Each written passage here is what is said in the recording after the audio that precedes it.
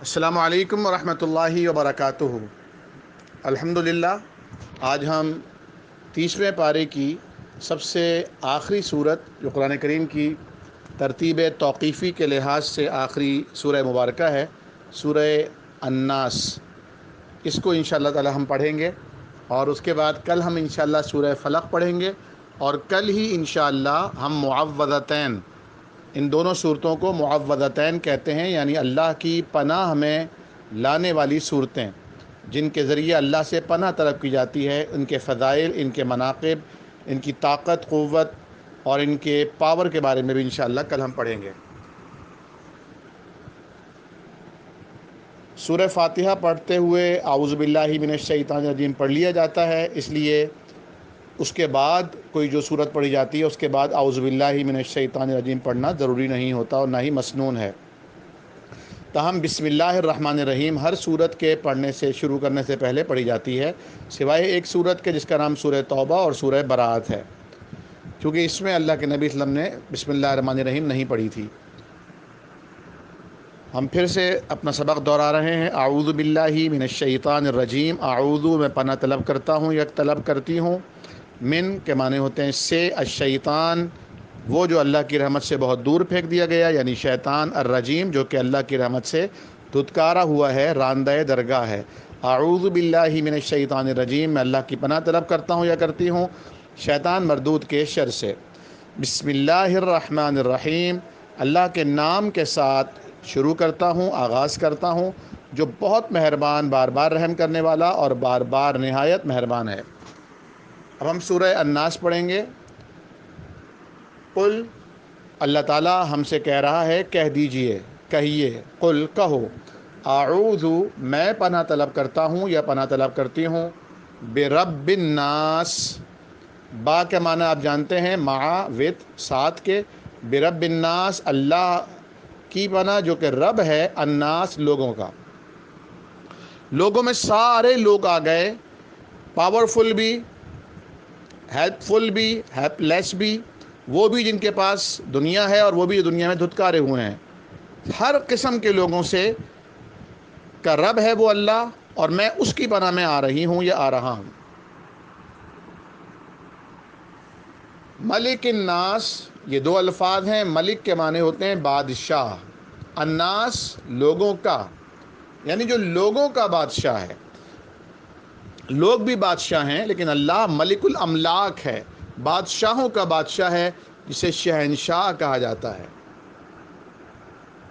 الہ الناس، الہ کے معنی ہے معبود، الناس لوگ، یہ تو بار بار آپ پڑھ رہے ہیں۔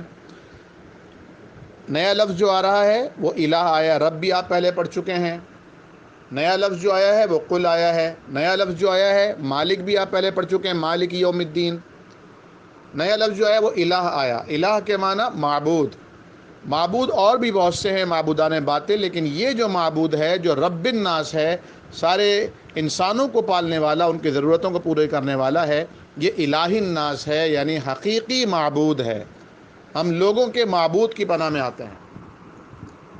ملک الناس، الہ الناس، من شر الوسواس الخناس، من کے معنی آپ کو معلوم ہے، یعنی سے کے معنوں میں شر، یعنی شر، نقصان، ضرر، وسوسہ، الوسواس وسوسہ ڈالنے والے کے شر سے، الخناس وہ جو چھپ کر وار کرتا ہے، وہ جو پلٹ کر آتا ہے، وہ جو وسوسہ ڈالنے کے بعد چلا جاتا ہے، چھپ کر وار کرتا ہے، نظر نہیں آتا لیکن ہمارے دلوں میں وسوسہ ڈالتا ہے، خیالات ڈالتا ہے۔ من شر الوسواس الخناس، کس کے شر سے پناہ میں آ رہے ہیں اللہ تعالیٰ کی؟ وسوسہ ڈالنے والے کے شر سے، وہ وسوسہ ڈالنے والا جو چھپ کر وار کرتا ہے۔ الذی وہ جو، یوسوسو وسوسہ ڈالتا ہے، فی صدور الناس لوگوں کے دلوں میں۔ صدر کہتے ہیں سینے کو، جس علاقے میں صدر کا علاقہ پایا جاتا ہے وہ بھی اسے صدر کا نام اس لیے دیا جاتا ہے کیونکہ وہ مین ہوتا ہے، پوری اس علاقے کی مین کالونی ہوتا ہے، شہر کا بیچوں بیچ ہوتا ہے۔ تو صدر کے معنی ہوتے ہیں جو کہ سینٹر میں ہو، جو کہ مرکز ہو۔ وہ ہمارا دل ہے. اس کی جمع آتی ہے صدور. ایک ہمدرد کی دوا ہے، اس کا نام ہے صدوری. آپ نے شاید نام سنا ہو کبھی. اس کا نام صدوری ہے، جسے کہتے ہیں سینے کے بلغموں کی دوا. تو صدور الناس لوگوں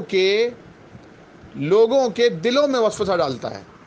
الذی جو یوسوس وسوسہ ڈالتا ہے فی صدور الناس لوگوں کے دلوں میں. اور اس کے بعد من الجنتی والناس، من کے معنی آپ کو معلوم ہے سے. یہ جو وسوسہ ڈالنے والے شیاطین ہوتے ہیں، یہ دو قسم کے شیاطین ہوتے ہیں. انہیں کہتے ہیں شیاطین الجن اور دوسرے شیاطین الانس. یعنی یہ شیطان جنوں میں سے بھی ہو سکتے ہیں اور انسانوں میں سے بھی ہو سکتے ہیں. مثال کے طور پر شیطان نے جس انسان پر قبضہ کر لیا، اس انسان کے دل میں وسوسہ ڈالا. اب اس انسان کی زبان شیطان کا وسوسہ آپ کے کانوں کے ذریعے آپ کے دل میں منتقل کرتی ہے. ہم لوگ سمجھتے ہیں ہمارے دوست نے یہ بات کہی ہے، فلاں صاحب نے یہ بات کہی ہے، فلاں پڑوسن نے اور فلاں جاننے والی نے یہ بات کہی ہے. حالانکہ ہم یہ نہیں سوچتے کہ اس کے دل میں یہ بات کس نے ڈالی تھی. اگر یہ بات مناسب نہیں تو یقیناً شیطان نے ڈالی تھی. تو شیطان دو طرح سے وار کرتا ہے اور چھپ کر وار کرتا ہے. ایک تو وہ براہ راست کسی انسان کے دل میں خیال ڈالتا ہے، وسوسہ ڈالتا ہے، اور پھر دوسرا جو خیال ڈالتا ہے وہ کسی انسان کے ذریعے سے ڈالتا ہے جو کانوں کے ذریعے سے دل تک بات پہنچاتے ہیں. من الجنتی والناس. اب وسوسہ اللہ تعالیٰ نے معاف کر دیا ہے. جب تک اس کو ڈسکس نہ کیا جائے اور اس پر عمل نہ کیا جائے، ہمارے دل میں پیدا ہونے والے خیالات جو شیطان کی طرف سے آتے ہیں اس پر ہم سے باز پرس نہیں کی جائے گی. اللہ کا بہت بڑا احسان ہے. انشاءاللہ اس پر ہم مزید بھی بات کریں گے. امید ہے کہ آپ اس سبق کو ضرور یاد کر لیں گے. اللہ تعالی ہم سب کا حامی و ناصر ہو.